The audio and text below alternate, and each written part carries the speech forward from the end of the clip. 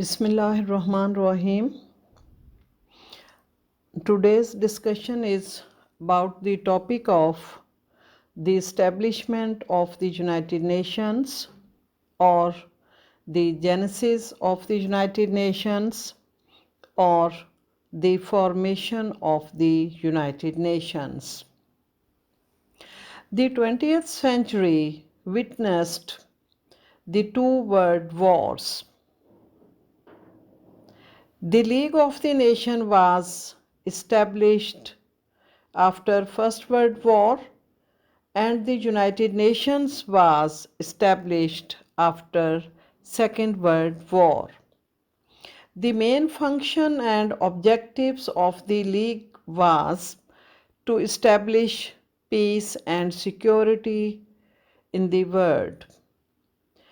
The failure of the League of the Nations was created circumstances for the Second World War.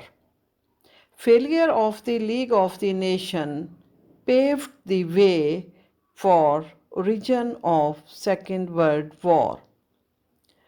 We have already been discussed causes of the failure of the League of the Nations in detail.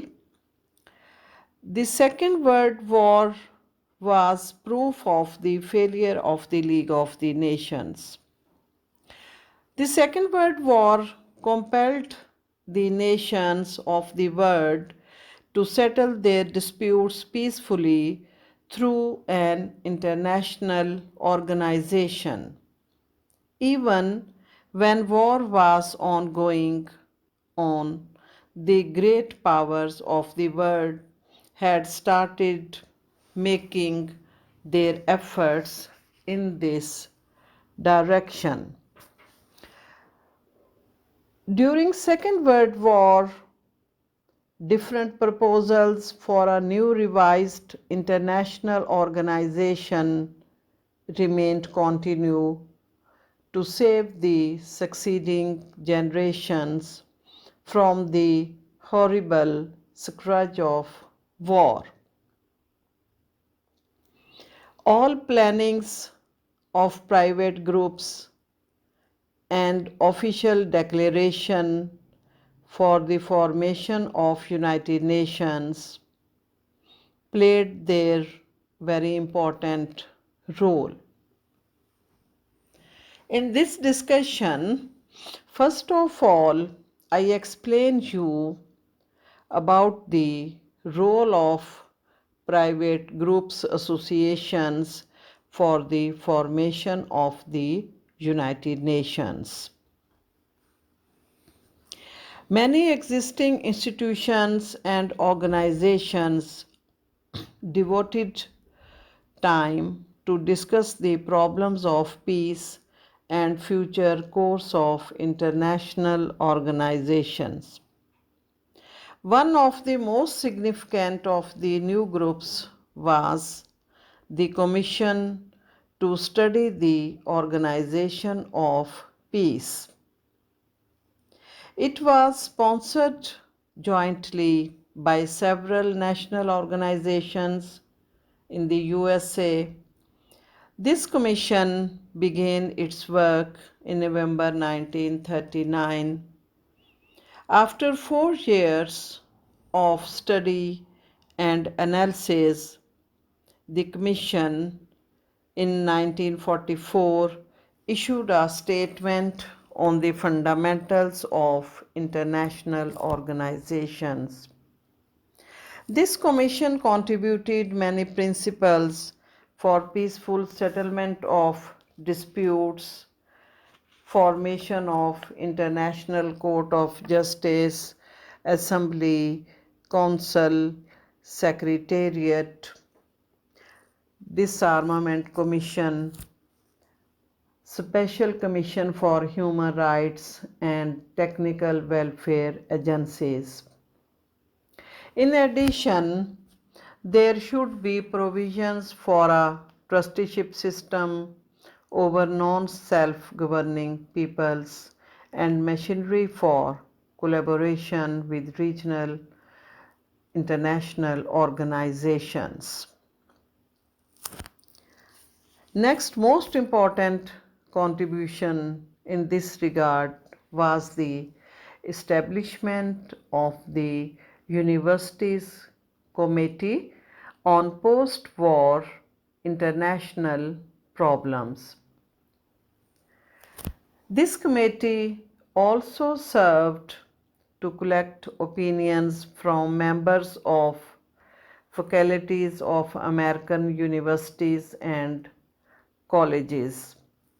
Approximately 100 faculty groups at various institutions of higher learning cooperated with this committee and sent their reports to the committee after the analysis of different problems.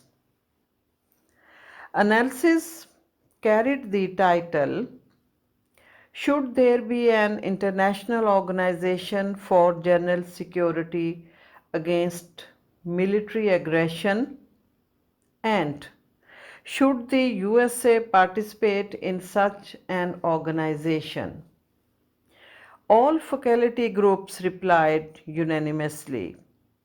They agreed that a post-war international organization should have an international police force to back up moral, economic, and military sanctions and international disarmament.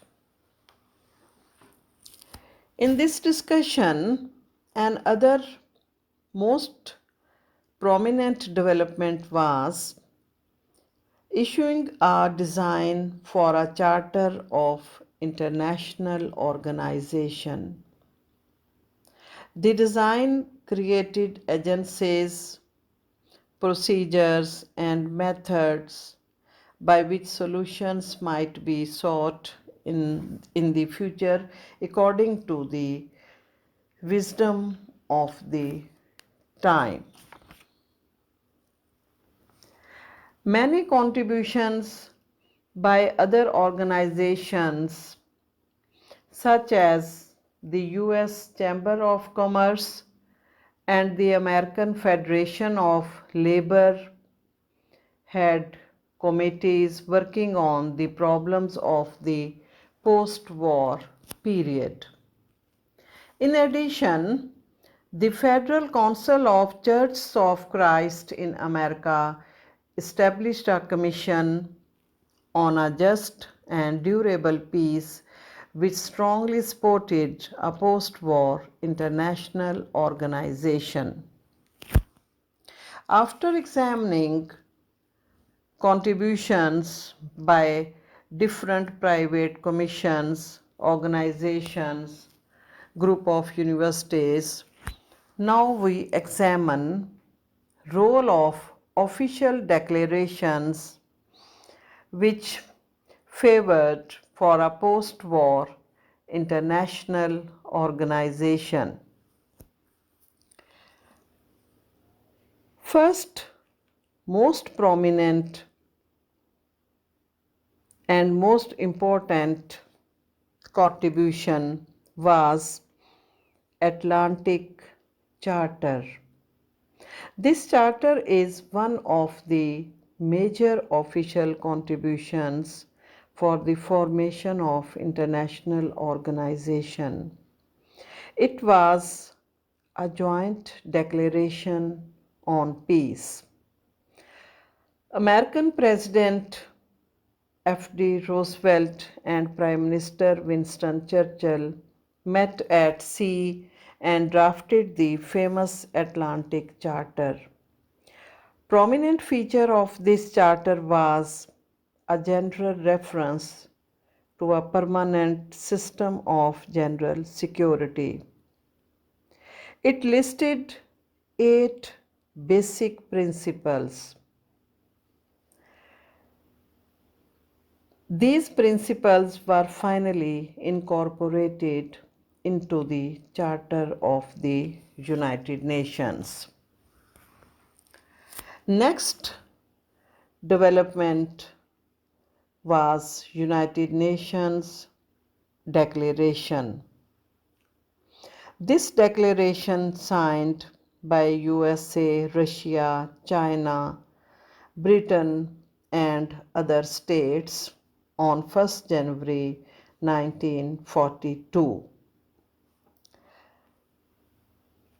First time name of United Nations used by American President Franklin D. Roosevelt in this declaration. Next official contribution was about Moscow Declaration. Moscow Declaration on General Security was signed October 1943 by foreign ministers of major powers. They supported for the principle of sovereign equality for the maintenance of international peace and security. They also agreed for regulation of armaments in the post-war period and continue work for the formation of international organization. After a Moscow Declaration, next most important contribution was Tehran Conference of December 1943. In this conference, USA President Roosevelt, Prime Minister Churchill, and Stalin met at Tehran to plan common policy in the war. Tehran Conference played very important role because in this conference participants declared their desire for cooperation and to work collectively for the maintenance of peace and security. By the end of 1943, great powers were committed to a policy of establishing a post-war international organization for the maintenance of peace. During this discussion, another most important conference was the Dumbarton Oaks Conference or the Dumbarton Oaks Proposals of October 1944. In this conference, Charter of the United Nations discussed and many important aspects remained under discussion, under consideration, and major powers agreed that the Big Five should be permanent members of the Security Council. After lengthy discussions, there was a basic agreement on many problems, and these proposals provided the basic foundation for the Charter of the United Nations, structure of the United Nations, basic principles and objectives finalized and settled in this conference. So, this conference is very important in the history of the origin of the United Nations. Next, the Yalta Agreement. At Yalta, three important decisions were made for the future international organization. Number one, voting procedures of the Security Council. Number two decision was about original membership in the organization.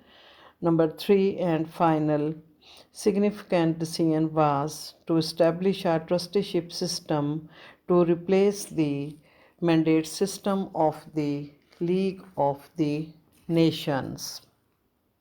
The Yalta decision eliminated most of the gaps in the Dumbarton Ox's proposals. Next, most important contribution was by the San Francisco Conference of April 1945. The San Francisco Conference finally prepared the Charter of the United Nations. This conference was a milestone in the history of the United Nations. In this conference, Charter of the United Nations was signed on 26 June 1945 by the representatives of 50 countries. Poland was not represented at this conference and signed it later and became one of the 51st original member of the United Nations. The United Nations officially came into existence on 24th October 1945 when the charter had been ratified by big powers and majority of other states. United Nations Day is celebrated on 24th October each year.